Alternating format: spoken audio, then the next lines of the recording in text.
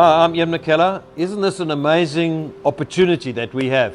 It's a wonderful time to be alive. God is speaking prophetically, speaking to many people through dreams and visions. And we see with the passing of Billy Graham that it would be a sign that there would be a revival, that cities would be transformed, that young people and old people will start to work together. And we're seeing that. We're seeing it beginning to happen. It's an amazing day.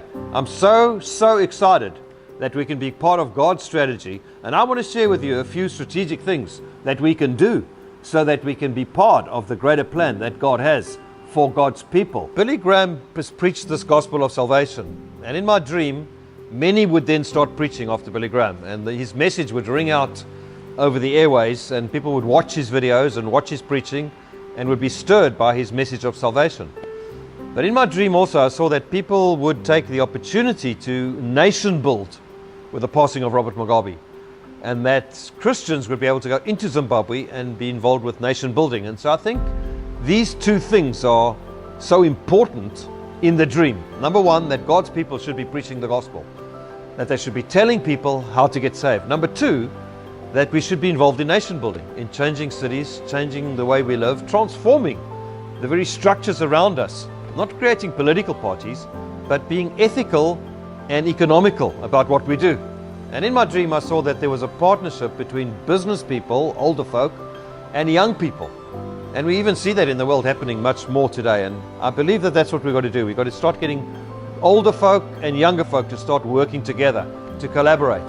And a wonderful picture of collaboration, of Christians doing something for society, we find in the testimony of the Quakers about 200 years ago. The Quakers were amazing. Quaker business people were behind the abolition of slavery. We all know William Wilberforce, who pioneered in Parliament and who spoke out against abolition for about 40 years of his life.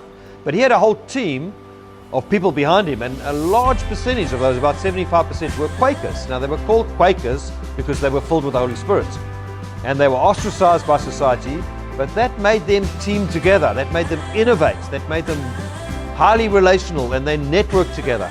They stood for justice because they had been not treated well, and so they actually transformed society in the way we live. We see Edward Lloyd's coffee shop, a group of Quakers get together and they speak about what should we do, should one of our ships go down. They were merchants, and so they created this informal fund, and eventually we've got Lloyd's of London, a group of Christians talking together in the coffee shop, solving a problem, innovating, changing the way business is done, and helping each other to actually become victorious in what they do.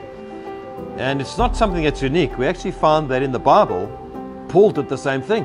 It was a strategy he had. He worked together with business people. Priscilla and Aquila, we found out, were a business couple, and they worked with Paul to actually plant churches and transform cities. This is a biblical strategy, and it's something that we should take a hold of and we should use.